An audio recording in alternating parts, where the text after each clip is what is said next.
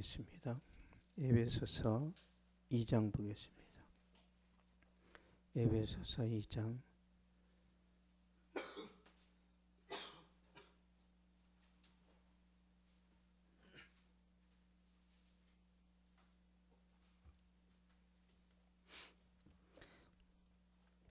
에베소서 2장 12절에서 13절까지 같이 읽겠습니다. 시작. 그때 너희는 그리스도 밖에 있었고 이스라엘 나라 밖의 사람이라. 약속의 언약들에 대하여는 외인이요 세상에서 소망이 없고 하나님도 없는 자이더니 이제는 전에 멀리 있던 너희가 그리스도 예수 안에서 그리스도의 피로 가까워졌느니라. 아멘. 보혈의 능력이라는 제목으로 말씀 전하도록 하겠습니다. 중학생이 집을 갖추려면 인생에 큰 어려움과 환난을 겪게 되죠. 그러니까 중학생 때 갖추려면 인생이 끝날 수도 있습니다. 고등학생이 오랜 기간 동안 무단 결석하면 이 아이는 공부로는 더 이상 꿈을 이룰 수 없는 그런 지경이 될 수도 있습니다. 군인이 만약에 근무지를 이탈해서 탈영을 하게 되면 이 사람은 인생이 반드시 꼬입니다. 마찬가지로 사람이 말씀을 벗어나면 반드시 인생이 망합니다. 말씀을 벗어나면 반드시 망합니다. 이건 하나님의 말씀이에요. 아담이 선악과를 따먹은 후에 망했죠. 정령 죽으리라고 그랬죠, 하나님이. 근데 아담이 선악과를 따먹었는데 안 죽었죠. 죽었습니다, 영적으로. 그 순간 죽었단 말이에요. 그래서 에덴 동산에서 쫓겨나는 겁니다. 그럼 아담의 이 육신은 언제 죽었어요? 930년 후에 죽었단 말이에요.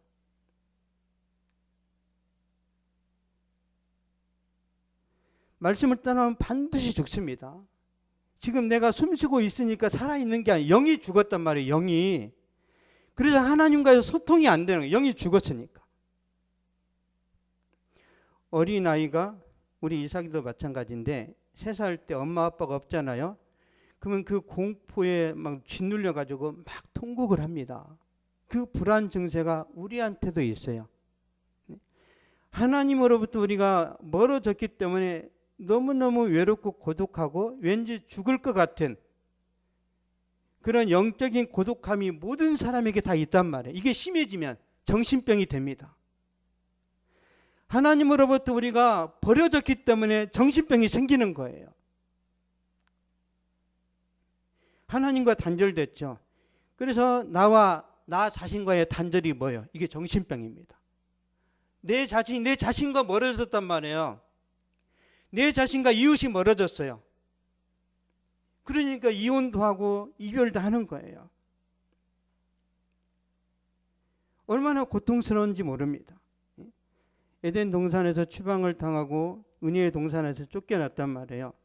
낙원을 잃어버린 아담의 삶을 보겠습니다. 아담이 얼마나 비참해졌는지. 창세기 4장 2절 보겠습니다.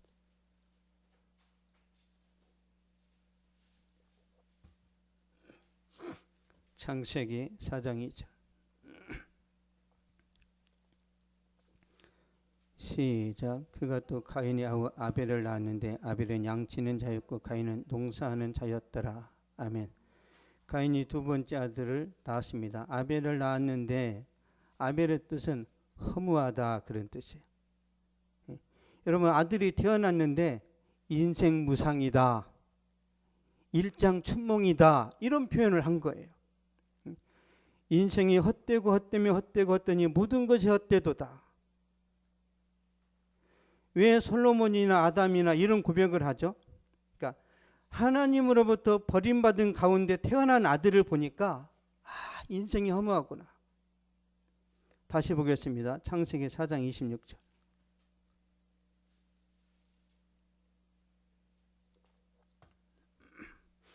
창세기 4장 26절. 시작. 셋도 아들을 낳고 그 이름을 에노스라 하였으며 그때 사람들이 비로소 여호와의 이름을 불렀더라. 아멘. 그의 이름을 에노스라 하였으며, 에노스, 죽을 수밖에 없는 존재, 그런 뜻입니다. 에노스 부패했다. 고칠 수 없다. 그러니까 인간의 운명이 고칠 수 없어요. 비참합니다. 인간의 운명이 비참하다는 걸 깨닫을 때 그들이 뭘 했는지 다시 한번 볼까요? 26절 다시 한번 읽겠습니다. 시작. 셋도 아들을 낳고 그 이름을 에노스라 했으며 그때 사람들이 비로소 여호와 이름을 불렀더라. 아멘. 그때 비로소 여호와 이름을 불렀더라. 인류 최초의 공식적인 예배입니다. 예배를 통해서 하나님을 만나야만 산다라는 것을 깨달은 거예요. 그래서 하나님께 찬양과 경배를 드리는 겁니다. 왜 그렇죠? 삶의 해답이 하나님께 있단 말이에요. 여러분 차를 만들 때 차 만든 사람이 있을 거 아니에요. 그 사람한테 가면은 차를 고칠 수 있죠. 우리 인간이 망가졌어요. 누구한테 가야 돼요? 병원에 가면 됩니까? 병원은 그냥 뼈만 붙인단 말이에요. 우리 마음이 고장 났는데 이걸 누구한테 고쳐야 돼요? 하나님께 가야 된단 말이에요. 하나님께 가야 되는데 무당한테 가가지고 점을 보는 거예요. 이게 더 망하는 거예요. 삶의 해답이 하나님께 있기 때문에 우리가 하나님께 나가야 됩니다. 뭘 의지해서 나가야 될까요? 많은 사람들은 돈을 의지합니다. 나는 지식으로 구원받을 수 있다. 나는 수행하면, 나는 40일 금식 기도하고 고행을 하면 구원받을 수 있다. 나는 선행을 하면 구원받을 수 있다. 모든 것은 가짜입니다. 오직 믿음으로 구원받는 거예요. 갈라디아서 3장 11절 보겠습니다.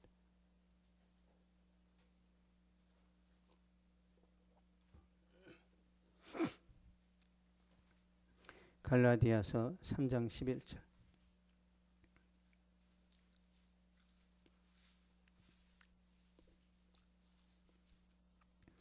시작. 또 하나님 앞에서 아무도 율법으로 말미암아 의롭게 되지 못할 것이 분명하니 이는 의인은 믿음으로 말미암아 살리라 하였습니다. 아멘. 그러니까 하나님 앞에서 아무도 어느 누구도 율법으로 의롭게 되지 못한다고 그랬어요. 율법이 뭐예요? 행위를 말합니다. 근데 모든 종교에는 행위가 있어요. 행위. 구원 받으려고 노력한단 말이에요. 근데 하나님은 이 방식으로 구원을 안 하세요. 오직 믿음입니다. 이는 의인은 믿음으로 살리라. 그러니까 하나님의 구원 방식이 뭐라고요? 믿음. 어떤 것도 첨가하면 안 됩니다. 오직 믿음. 오직 예수 그리스도. 다른 길은 없어요. 이신칭의라고 그랬잖아요. 오직 의인은 믿음으로 의롭다함을 받는다는 거예요. 그럼 우리가 뭘 믿는지 이게 중요합니다. 그냥 믿음이 있어야 되는데 그럼 뭘 믿어야 되나? 예수님 보혈을 믿는 믿음이에요. 그래서 하나님께서 아담이 하나님 앞에 죄를 범하고 나서 무화과 나뭇잎으로 옷을 입고 갔죠. 무화과 나뭇잎으로 이렇게 가렸단 말이에요. 왜? 죄가 들어오니까 이제는 수치심이 생겼단 말이에요. 이 무화과 나뭇잎이 뭐예요? 인간의 노력을 하나님께 나아간다는 상징입니다. 무화과 나뭇잎에서 종교가 시작되는 거예요. 내 의의를 가지고 나간다면 하나님이 어떻게 하셨어요? 그거 벗겨버리고 가죽옷을 지어 입혔단 말이에요. 가죽옷을 지어 입혔다는 것은 짐승이 죽었다는 겁니다. 이 짐승이 뭐겠어요? 성경의 큰 맥락 속에 짐승은 어린 양입니다. 어린 양의 피로 아담이 하나님께 나간 거예요. 그래서 아담도 구원받은 거예요. 우리 이종만 집사님이 머리를 끄덕였어요. 로마서 3장 24절 보겠습니다.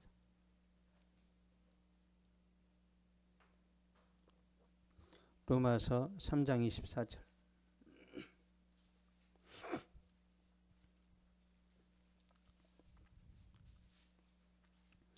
24절. 시작. 그리스도 예수 안에 있는 속량으로 말미암아 하나님의 은혜로 값없이 의롭다 하심을 얻은 자 되었느니라. 아멘. 하나님의 은혜로 값없이 의롭다 하심을 얻은 자 되었느니라. 은혜로 된 거예요. 은혜로. 그래서 예수님의 보혈은 죄를 씻어내는 능력이 있습니다. 보혈은 사망의 권세를 이겼습니다. 보혈은 치유, 회복을 일으킵니다. 예수님 보혈은 하나님과의 멀어졌던 관계를 가까워지게 만듭니다. 이런 영적인 것들을 알아야 신앙생활을 제대로 할 수 있습니다. 에베소서 2장 12절 13절 보겠습니다.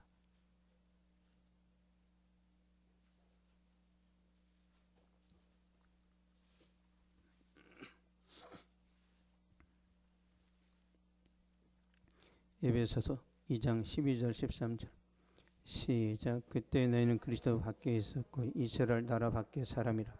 약속의 언약들에 대하여는 외인이요 세상에서 소망이 없고 하나님도 없는 자이더니 이제는 전에 멀리 있던 너희가 그리스도 예수 안에서 그리스도의 피로 가까워졌느니라. 아멘.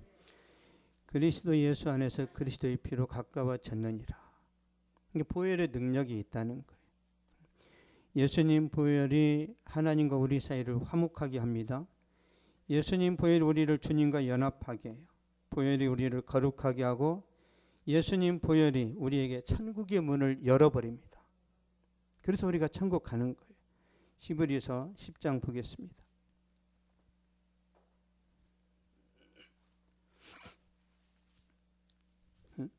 내가 막 영적인 꿈을 꾸고 환상을 본다고 천국 가는 게 아닙니다. 여러분 꿈에 천국 봤다고 천국 가는 게 아니에요. 그건 경험일 뿐입니다. 체험. 믿음으로 가는 거예요. 히브리서 10장 19절 20절 시작. 그러므로 형제들아 우리가 예수의 피를 힘입어 성소에 들어갈 탐욕을 얻었나니 그 길은 우리를 위하여 휘장 가운데로 열어놓으신 새로운 살 길이요 휘장은 곧 그의 육체니라. 아멘. 우리가 예수의 피를 힘입어 성소에 들어갈 탐욕을 얻었나니 이 성소는 천국에 있는 성전을 말합니다. 천국에 있는 지성소를 말하는 거예요. 구약의 성도들이 어린 양의 피를 의지해서 예루살렘 성전의 지성소에 들어갔단 말이에요. 우리는 예수님의 피를 의지해서 새 예루살렘 성전의 지성소에 들어갑니다.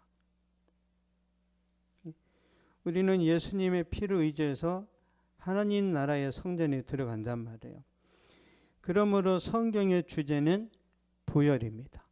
보혈. 창세기에서 계시록까지 계속 어린 양의 피에 대해서 강조합니다. 보혈로 시작해서 보혈로 끝이 나요. 예수님의 피 흘리심이 있어야만 구원이 완성되기 때문에 그렇습니다. 여러분 예수님이 죽은 자를 살리고 병자를 고치고 많은 기적을 행했어요. 그렇다 할지라도 그분이 십자가에 달려 죽지 않았다면 우리 죄 문제는 해결되지 않습니다. 이해되세요? 교회 다니면서 기도받고 병 고침 받았다고 해서 이 사람이 구원받습니까? 천만에요. 예수님을 제대로 믿어야 구원받습니다. 요한복음 19장 30절 보겠습니다.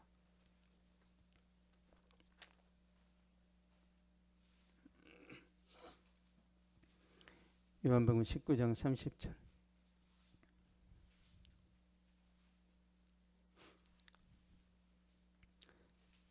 시작. 예수께서 신 포도주를 받으신 후에 이르시되 다 이루었다 하시고 머리를 숙이니 영혼이 떠나가시니라. 아멘. 다 이루었다 하셨어요. 테텔레스타이 집을 완료됐다는 모든 빚을 갚았다는 뜻입니다. 저와 여러분의 모든 빚을 예수님이 다 갚았어요.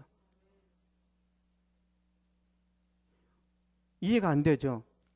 아니 난 내일도 죄를 짓는데 나는 앞으로 10년 후에도 죄를 짓는데 어떻게 주님이 한 방에 다 해결하셨을까? 여러분 예수님은 역사 속에도 계시고 역사 밖에도 계십니다. 예수님은 이 지구 안에도 계시고 지구 밖에도 계신단 말이에요. 예수님은 우리의 시간의 과거에도 계시고 현재도 계시고 미래도 계세요. 예수님께는 과거가 없어요. 예수님께는 항상 현재란 말이에요. 항상 현재. 그래서 여러분의 미래에 짓는 죄도 예수님께는 현재란 말이에요. 이해되십니까? 그래서 우리 문제가 해결되는 거예요. 우리 인생은 그냥 점입니다. 점. 우리 100세살이 인생이 그냥 이 수직선상의 점이라면 예수님은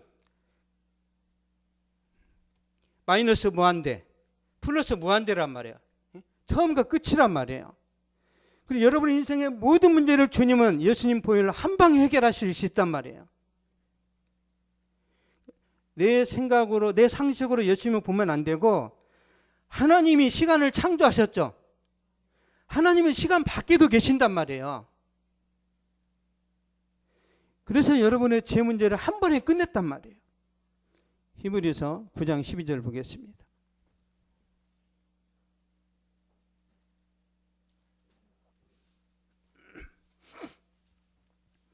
히브리서 9장 12절. 시작. 염소와 송아지의 피로 하지 아니하고 오직 자기의 피로 영원한 속죄를 이루사 단번에 성소에 들어가셨느니라. 아멘. 오직 자기의 피로 영원한 속죄를 이루사, 그러니까 영원히 여러분을 의롭다 하셨단 말이에요.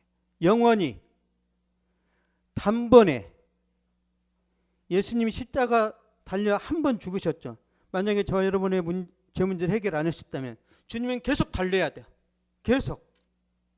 왜 한 번에 끝냈어요?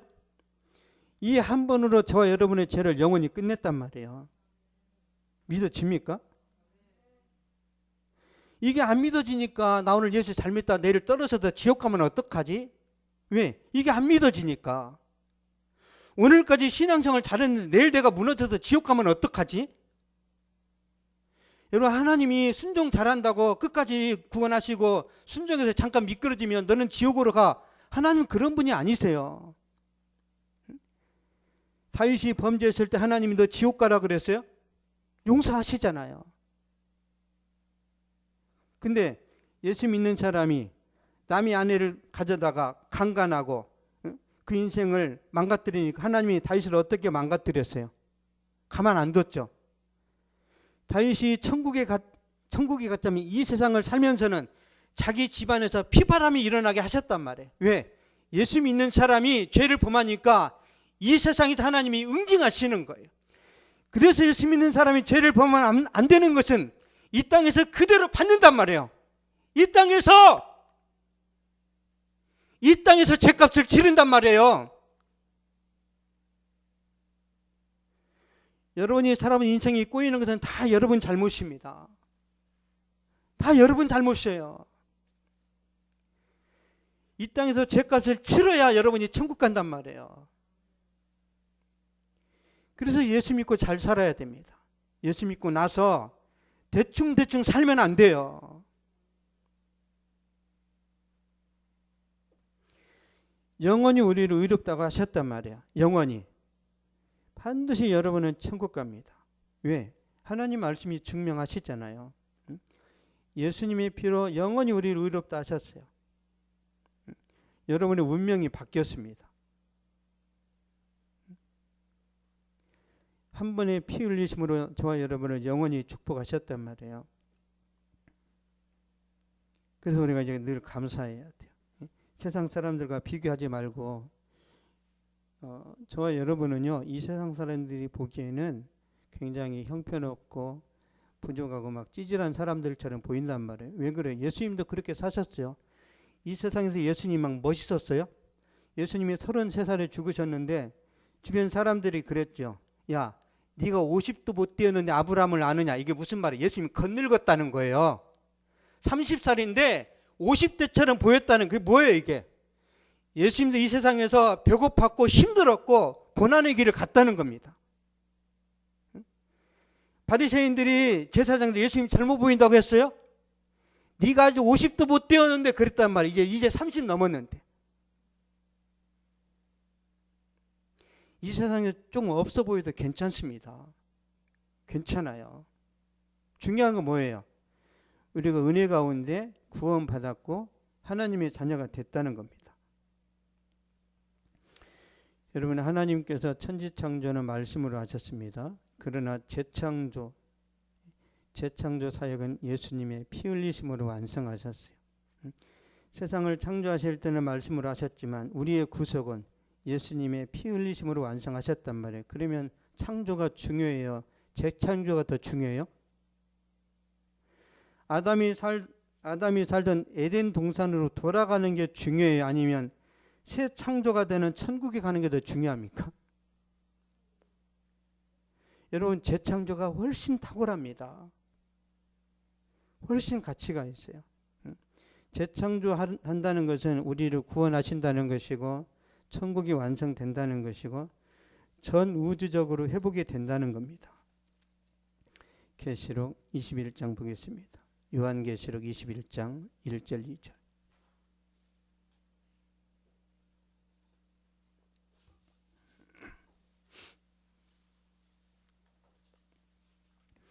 요한계시록 21장 1절 2절. 시작. 또 내가 새 하늘과 새 땅을 보니 처음 하늘과 처음 땅이 없어졌고 바다도 다시 있지 않더라.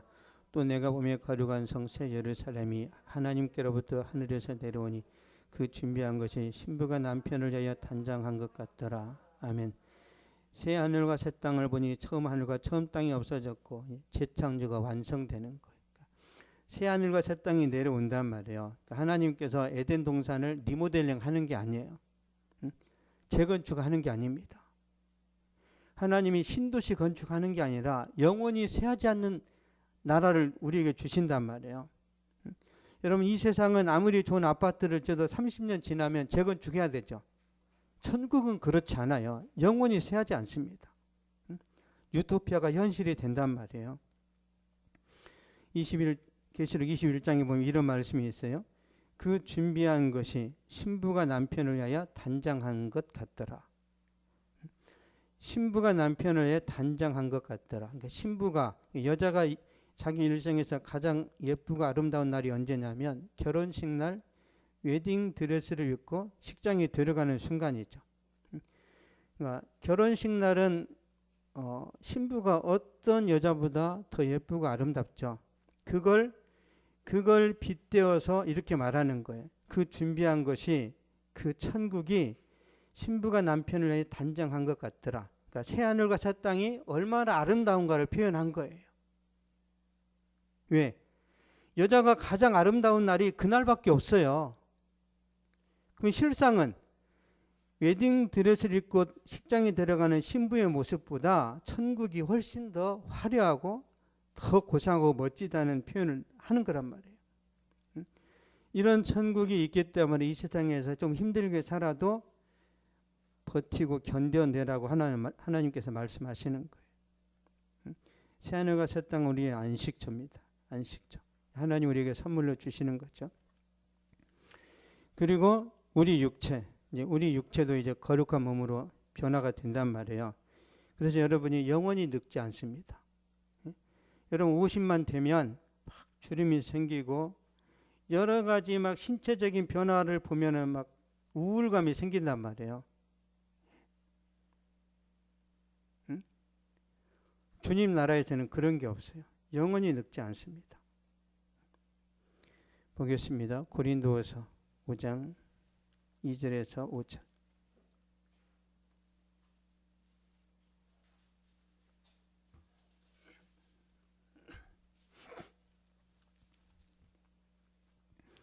고린도후서 5장 2절에서 5절. 하나님께서 우리 몸을 변화시킨다는 말씀인데요. 2절에서 5절까지 보겠습니다.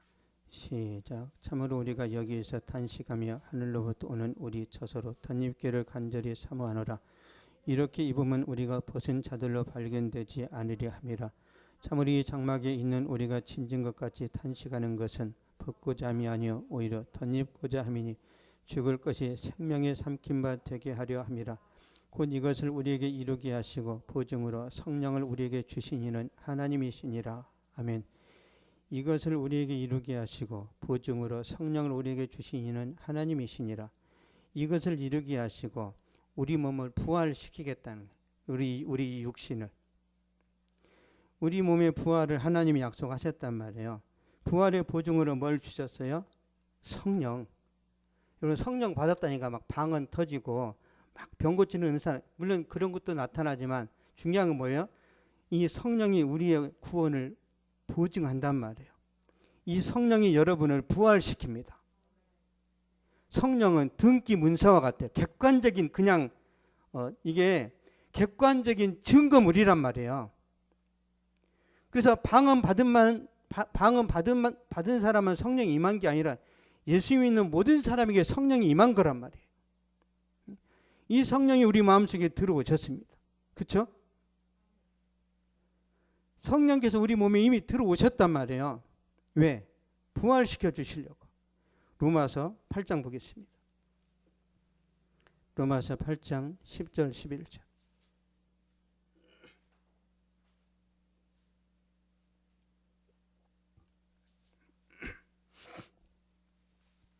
로마서 8장 10절 11절.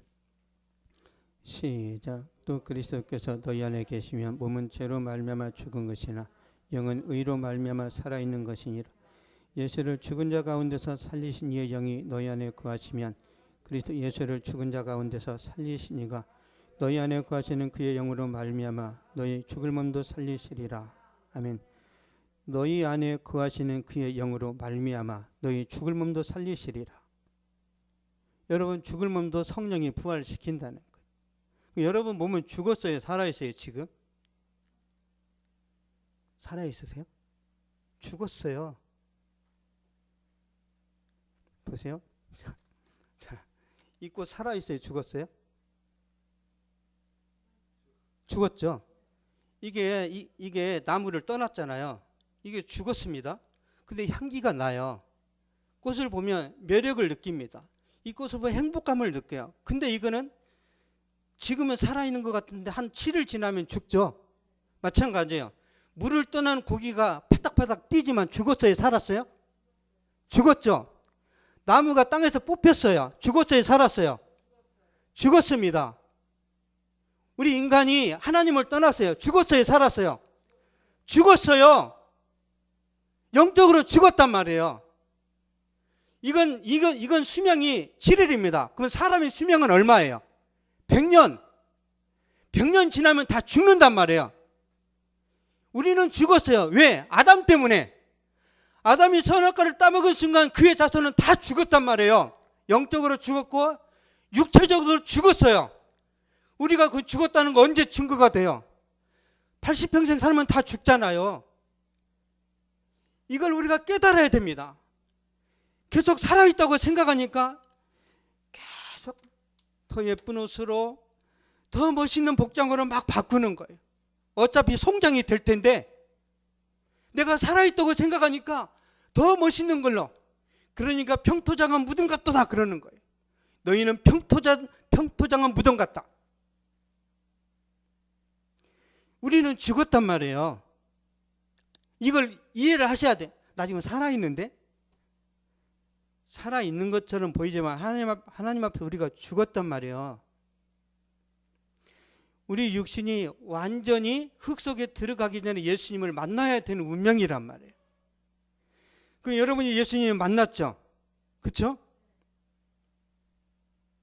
그러면 하나님께서 여러분 육체를 부활시킨단 말이에요. 언제요? 예수님 재림하실 때. 성령은 우리를 부활시키는, 부활을 보증하는 그런 분입니다. 그러면 우리 영혼은 언제 부활하죠? 우리 육체는 예수님 재림하실 때 부활한다면 여러분 영혼은 언제 부활해요? 언제? 여러분 이미 부활하셨어요. 예수 믿고 예수 영접하는 순간 부활한 거예요. 영적인 부활. 그래서 우리가 죽으면 사람들이 뭐라고 그래요? 소천했다, 돌아가셨다 그런 말 하죠. 아니 땅속에 들어가잖아요. 근데 왜 소천했다고 그래요, 사람들이? 여러분 한자를 만들 때부터 모든 사람들은 하나님이 부르신다는 걸 다 알았단 말이에요. 그래서 저와 여러분이 죽으면 바로 낙원으로 갑니다. 낙원은 곧 천국 같은 곳이란 말이에요. 거지 나사로가 죽었을 때 아브라함의 품에 들어갔죠. 낙원. 이 낙원이 곧 천국과 똑같은 거예요. 예수 믿는 것이 첫 번째 부활이고 영적인 부활입니다. 계시록 2장 11절 한번 보겠습니다. 제가 지금 굉장히 교리적으로 중요한 걸 말씀드리는 거예요. 교리적으로. 여러분 이거 들으면 신학교 한 학기 강의 들은 거랑 똑같단 말이에요.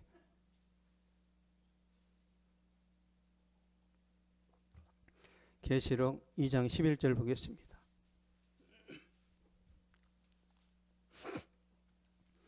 계시록 2장 11절 시작. 귀 있는 자는 성령이 교회들에게 하시는 말씀을 들을지어다. 이기는 자는 둘째 사망해를 받지 아니하리라. 아멘. 이기는 자는, 예수님을 제대로 믿고 순종하는 자는 둘째 사망해를 받지 아니하리라. 둘째 사망해가 뭐예요? 지옥 형벌입니다. 다시 제가 정리해 드릴게요. 첫 번째 부활은 영적인 부활이에요. 영적인 부활. 여러분이 예수님 믿는 순간 영혼이 살아났단 말이에요. 그럼 여러분이 천국 갈 때 다시 막 영혼이 부활하고 이게 아니라 이미 지금 살아났어요. 우리 황선의 영혼 이미 살아났습니다. 믿어지죠? 그 믿어짐이 내 안에 성령 들어오심으로 이게 확신이 된단 말이에요. 여러분 마음속에 성령 계세요, 안 계세요? 그렇죠? 이 성령은 영원히 떠나지 않는단 말이에요. 여러분이 죄를 범할지라도 안 떠나세요. 회개시키고 때리시고 여러분을 응징은 하셔도 성령은 절대 떠나지 않습니다. 그래서 구원이 영원한 거예요. 이게 첫 번째 부활. 두 번째 부활은 여러분 육체의 부활이란 말이에요. 육체의 부활은 예수님이 재림하실 때 그때 무덤 속에 있는 자들이 먼저 일어나고 우리의 살아남은 자들도 거룩한 몸으로 변화되어 주님을 영접하게 되리라. 예수님 오실 때 이미 무덤 속에 있는 자들은 부활됩니다. 살아있는 사람들은 갑자기 거룩한 몸으로 변신하는 거예요. 그래서 우리가 주님을 맞이하는 거예요. 얼마나 환상적이겠어요. 그 이제 사망을 말씀드리겠습니다. 첫 번째 사망이 뭐예요? 육신의 사망이에요. 우리 다 죽죠? 왜 죽어요? 아담이 선악과 따먹어서 그 죄의 대가로 우리가 죽는 겁니다. 둘째 사망은 지옥 형벌이에요. 그래서 첫째 부활에 동참하지 못하면 두 번째 사망에 들어가는 거예요.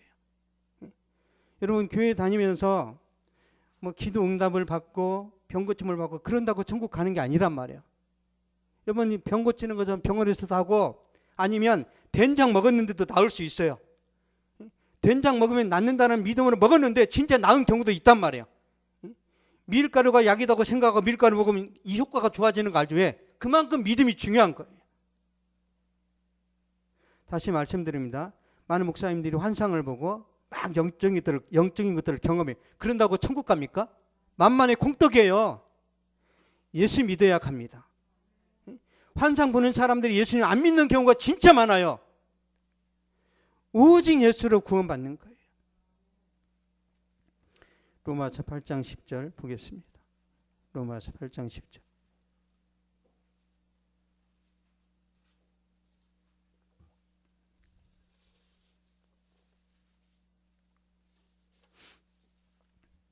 (8장 10절) 시작. 또 그리스도께서 너희 안에 계시면 몸은 죄로 말미암아 죽은 것이나 영은 의로 말미암아 살아있는 것이니라. 아멘.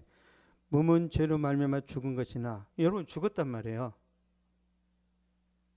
그걸 느껴야 돼요. 아, 내가 죽었지. 여러분 죽었으면 화도 안 내겠죠.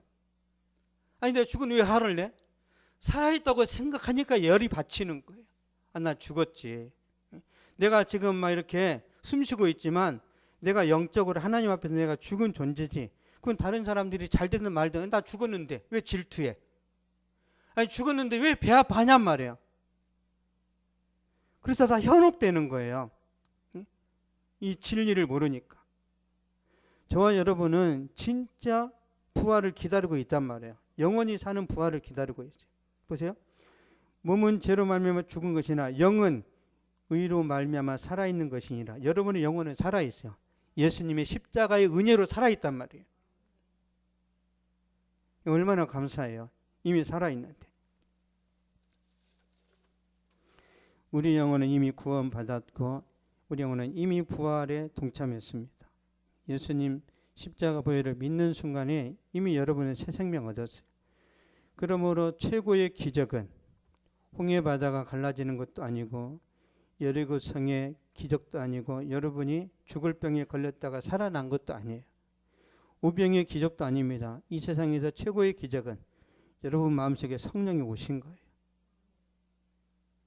여러분 마음속에 성령이 오셔서 내주하시는 것, 이게 최고의 기적입니다. 믿습니까? 그러니까 성령이 함께 하시면 여러분이 거지가 되어도 여러분은 거지가 아니에요. 아닙니다. 이는 왕족이란 말이에요. 하나님 나라의 귀족이고 왕족이란 말이에요. 잠깐 힘든 것뿐이에요. 여러분이 여행하다가 고생하고 힘들잖아요. 집에 들어가면 그 고생이 좋은 추억이 되죠. 그런 것처럼 예수 믿는 사람에게 이 세상은 그러니까 어떤 여행 코스입니다. 여행은 힘들어야 맛이 아니에요. 여러분 부산에 어떤 좋은 아파트 호텔 가가지고 하룻밤에 막 50만 원짜리 거기서 늘 밥 먹고 거기서 자고 그럼 재밌어요? 여러분 자전거도 타고 등산도 해보고 바닷가에 가서 살도 타보고 그러면서 여행이 힘들지만 보람이 있는 거 아니에요. 그런 것처럼 예수 믿고서 어려움 당하고 고난 당해야 우리가 본향에 갔을 때 내가 이렇게 힘들었었는데 다 의미가 있었구나. 그럼 감사하잖아요. 여러분 그 군대 갔다 온 사람들이 방이 나온 사람들이 군대 자랑하는 거 보셨어요? 방이 나온 사람들은 군대 안 갔다라고 합니다. 누가 자랑해요? 해병대, 특전사, UDT. 왜요? 힘들었으니까. 교회 다니는 사람들이 나는 한 번도 고난당한 것이 없어. 나는 너무너무 좋았어. 이게 간증거래요? 여러분 제가 영동중앙교회에서 청년으로 있을 때요. 그 중등부 전도사님이 있었어요. 이암흑의 전도사님이 있었는데 이분이 고려대를 나오고 또 찬양신학교를 나오고 부잣집 아들입니다. 이 전도사님이 결혼할 때 3,500만 원짜리 차가 처갓집에서 선물로 주어졌어요. 그리고 분당에 있는 40평 아파트에 그냥 쑥 들어갔어요. 전도사는 그냥 푸세식 아파트에서 진짜 창고 같은 데서 시작을 해야 되는데 분당에 40평 아파트에서 전도사 50만 원짜리 사례비 받는 사람이 거기서 시작을 했단 말이에요. 근데 그 전도사님이 우리 청년부에 와가지고 이제 설교를 합니다. 왜냐하면 우리 청년부 이제 목사님이 휴가를 갔단 말이에요. 대신 그 전도사님이 와서 이제 설교를 하는데 첫 마디가 그거였어요. 저는 고난을 당한 적이 없습니다. 그러므로 저는 여러분이 무슨 어떤 아픔이 있는지 저는 모릅니다. 너무너무 사실적이고 너무너무 솔직한 발언이지만 한마디도 은혜를 못 받았어요. 이 목회자가 나는 태어날 때부터 행복했고 청소년, 청년 또 장년이 돼서 나는 힘든 일 하나도 없었다. 그런 사람 목회자 되면 안 됩니다. 하나님이 시키지도 않아요. 이 세상에서 예수 믿고 여러분이 고난당하고 환난을 당하잖아요. 그럴 때 여러분이 주님 나라 가서 할 말이 있는 거예요. 할 말이. 그래서 편하게 예수 믿는 것이 좋은 게 아닙니다. 우리는 다 편한 걸 솔직히 원해요. 그렇죠? 어느 누가 힘든 군대를 가기를 원하니까. 어쩔 수 없이 가는 거죠. 하나님께서 만약 여러분의 인생을 힘들게 하셨다면 여러분에게 축복입니다. 나중에 여러분이 크게 기뻐하고 감사할 날이 올 거라고 저는 믿습니다. 하나님께서 우리를 영원히 축복하시려고 이런 은혜를 주셨단 말이에요. 그래서 여러분 예수님 십자가 보혈의 의미를 알아야 되고 보혈의 능력을 여러분이 깊이 헤아려 봐야 됩니다. 예수님 보혈이 여러분을 덮잖아요. 여러분 안전합니다. 이스라엘 백성들이 애굽에서 나올 때 하나님이 그러셨어요. 양의 피를 문 임방과 좌우 설주에 바르라. 내가 피를 볼 때에 너희를 넘어가리니 재앙이 너에게 내려별하지 아니할 것이라. 어린 양의 피가 여러분에게 묻어 있으면 마귀가 접근을 못합니다. 그래서 매일 어린 양의 피를 요구해야 돼요. 어린 양의 피로 내 출퇴근길을 덮어주시고 내 하는 모든 것들을 하나님께서 보호해 달라고 하는 거예요. 여러분 제가 어렸을 때 마징가 제트라는 그 이제 애니메이션을 봤단 말이에요. 그러면 마징가 제트를 보면 돔으로 딱 거기를 가려요. 돔으로 쫙 미사일이 날아와도 돔이 딱 보호한단 말이에요. 예수님의 보혈이 도움입니다. 도움. 영적으로 그렇단 말이에요.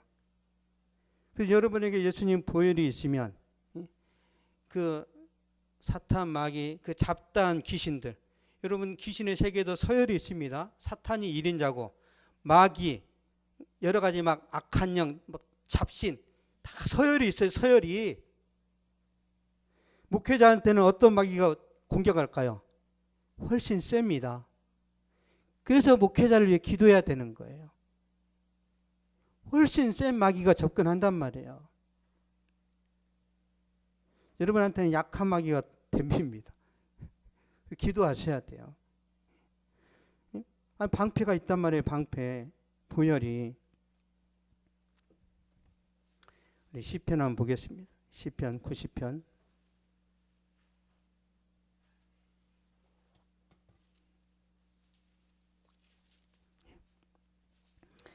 시편 91편이네요. 시편 91편.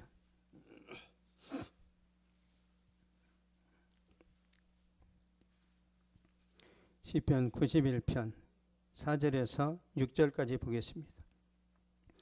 시작. 그가 너를 그의 깃으로 덮으시리니 내가 그의 날개 아래 피하리로다. 그의 신실함은 방패와 손방패가 대신하니 너는 밤에 찾아오는 공포와 낮에 날아드는 화살과 어두울 때 퍼지는 전염병과 밝을 때 닥쳐오는 재앙을 두려워하지 아니하리로다. 아멘. 하나님이 그의 깃으로 덮으신다잖아요. 예? 날개로. 이게 보혈이에요. 보혈. 예수님의 보혈 여러분을 덮으시면 밤에 찾아오는 공포, 낮에 날아드는 화살, 화살이 갑자기 날아오잖아요. 화살이. 여러분 그 죽을 사자가 있죠. 죽을 사자가 이렇게 돼 있단 말이에요. 죽을 사자가. 어느 날, 그러니까 이 한일자잖아요. 어느 날 저녁에, 그쵸? 저녁석이잖아요. 죽음은 어느 날 저녁에 비수처럼 날아드는 거예요. 죽음이 예고하는 게 아니란 말이에요. 여러분에게 마귀가 공격하는 것은 예고 없이 온단 말이에요. 어떻게 해야 돼요? 깨어 있어야 되죠. 매일 보혈로 덮어달라고 기도를 해야 됩니다. 얼마나 쉬워요. 얼마나. 안 하는 이유는 여러분이 제 말을 안 믿는 거예요. 한번 해보세요. 과거에 어떤 권사님이 그랬어요. 제가 목사님 설교하신 대로 예수님 보혈로 제 심장에 보혈로 덮습니다 했더니 이 심장 염증이 사라졌대요. 해보니까 진짜 염증이 사라졌답니다. 왜? 보혈의 능력이 있기 때문에. 매일 하세요. 매일. 여러분 자식들 학교 오갈 때 무슨 일이 일어날지 모른단 말이에요. 계속 보호해달라고 기도해야 됩니다. 계속. 응? 여러분이 외출할 때 매일 머리 빗죠? 안 그렇습니까? 미친년처럼 하고 나가야 돼요? 그런 것처럼 영적으로 매일 머리를 빗어야 됩니다. 매일. 눈에 안 보여서 여러분이 안 하는데, 그래서 복을 받는 사람이 따로 있어요. 복을 받는 사람이 따로 있단 말이에요. 매일 기도하세요. 저는 할 일 없으면 예수님 보혈을 제가 1시간 덮어버려요. 예수님 보혈로 덮습니다. 예수님 보혈로 덮습니다. 1시간 내내 덮고 있어. 그러면 잠이 안 와요. 행복해서. 이 성령께서 제 안에서 역사하셔가지고 행복 바이러스가 팍 퍼진단 말이에요. 이게 잠을 못 자요. 그래서 설레이는 거죠. 여러분 예수님 믿다가 설레임이 사라지잖아요. 그럼 보혈을 찾으세요. 보혈. 즉시 회복됩니다. 강력하게 회복됩니다.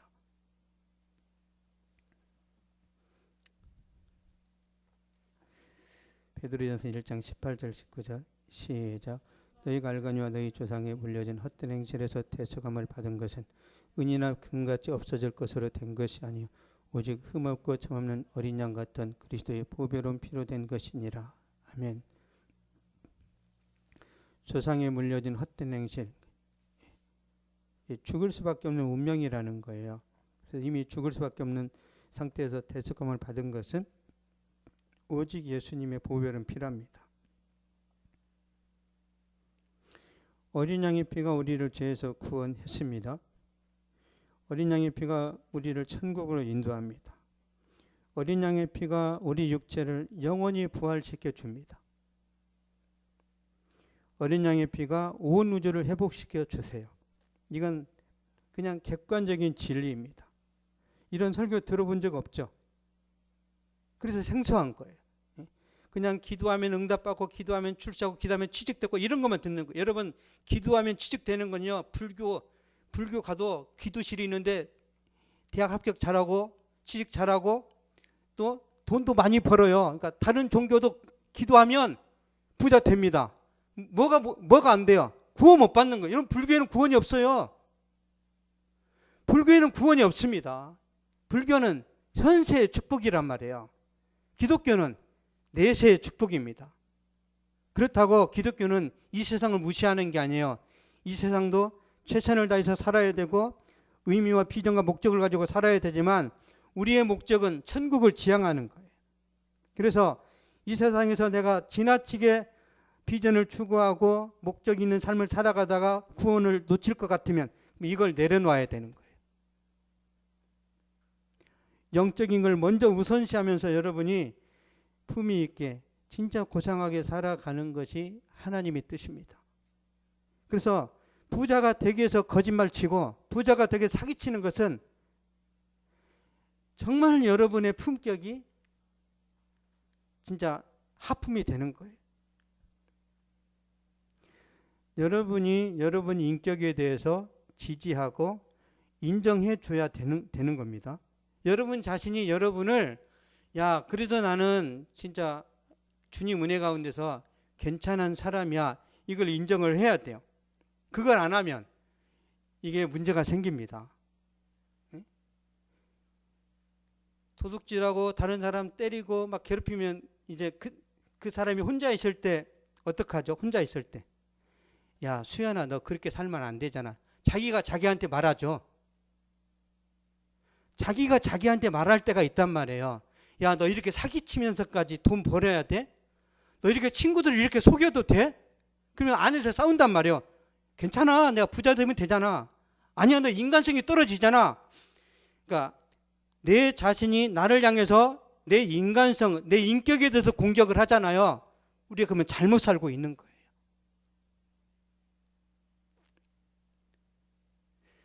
내 자신이 나를 향해서 믿음 안에서 잘 달려가고 있다고 지지하고 인정해주는 그 삶을 살아가야 하나님이 기뻐하시는 거예요. 그래서 다른 사람의 시선보다 더 무서운 게 뭐냐면 여러분 자신의 생각입니다. 여러분 자신의 생각. 다른 사람들이 나를 어떻게 평가하든지 나는 괜찮아. 주님이 나와 함께 하시고 나는 하나님의 자녀이고 나는 이 세상에서 나는 괜찮게 살아간다는 것을 여러분이 인정하면 되는 거예요. 그러면 친구들 볼 때 부럽지 않습니다. 그래서 여러분 안에 성령의 충만함이 있고 말씀의 은혜가 있으면 세상을 바라보면서도 오히려 친구들이 잘 되는 걸 축복할 수 있어요. 여러분, 친구들이 잘 될 때 축복을 할 수 있는 자격이 있는 사람 어떤 거냐면 내가 잘 되는, 그러니까 여러분 우리 모두는 다 이기적이란 말이에요. 내가 좋은 직장에 합격을 했어요. 그러면 다른 친구도 합격하면 위로가 나가요. 나는 떨어졌는데 친구가 합격했어. 그러면 저 자식은 컨닝해서 됐을 거야. 뭔가 뇌물을 먹였거나 아니면 낙하산 인사일 거야. 이런 식으로 어떻게든지 폄하해서 자기 자신을 높이려고 한단 말이에요. 그렇죠? 그래서 여러분 자신이 먼저 잘 돼야 아량도 나오고 여유도 생기고 다른 사람을 구제할 수도 있는 거예요. 근데 하나님께서 여러분이 물질적으로 잘 되기 이전에 여러분 영혼이 잘 되게 하신단 말이에요. 영혼이. 그래서 여러분 마음에 든든함이 있어야 되는 거예요. 든든함이. 여러분의 마음의 변화가 일어나면 여러분 삶의 모든 환경 가운데 변화가 일어납니다. 그래서 또 변화는 변화를 낳는 거예요. 그럼 내가 변화돼서 아들한테, 딸한테, 자녀들한테 내 마음속에 은혜가 있으면 이 말이 부드럽게 나가죠. 그래서 변화가 되는 거예요. 우리 엄마 왜 이래? 왜 이렇게 부드러워? 술 마셨나? 하나님의 성령께서 우리를 부드럽게 하신단 말이에요. 그래서 성령이 그렇게 중요합니다. 성령이. 앞으로 여러분들 직장을 다니든 뭘 하든 항상 성령으로 충만해야 이 어려운 환경을 이겨낼 수 있습니다. 그래서 우리가 기도해야 되는 거예요.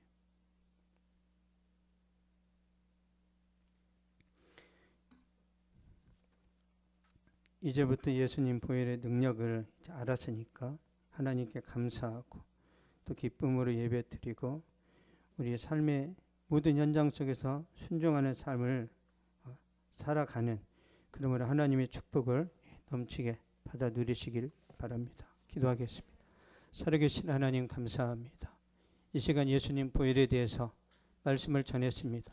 거룩하신 아버지, 사단이 그렇게 무서워하는 것이 예수님의 십자가의 피일진데 하나님의 이 비밀을 우리가 알고 이 보혈의 능력을 믿고 기도함으로 인하여 하나님의 은혜와 축복이 주여 가정마다 충만하도록 역사하여 주시옵소서. 내가 피를 볼 때 너희를 넘어가리니 지향이 너에게 임하지 아니할 것이라는 이 능력의 말씀이 주여 사랑하는 가정 가운데 아버지 직장과 모든 삶의 처소에 빛으로 능력으로 임하게 하여 주시옵소서. 그러므로 악한 마귀가 틈타지 못하게 하여 주시고 우리 인생과 믿음의 삶 가운데 하나님의 축복이 30배, 60배, 100배로 충만하게 하여 주시옵소서. 지금은 우리 주 예수 그리스도의 은혜와 하나님의 사랑과 성령의 위로 교통 교제 충만하게 하심이 이 시간 예배를 드리고 돌아가는 모든 발걸음 위에 또한 가정과 학교와 직장과 사업 위에 그리고 이 민족과 세계 모든 선교지 위에 이제로부터 영원토록 항상 함께 있을지어다.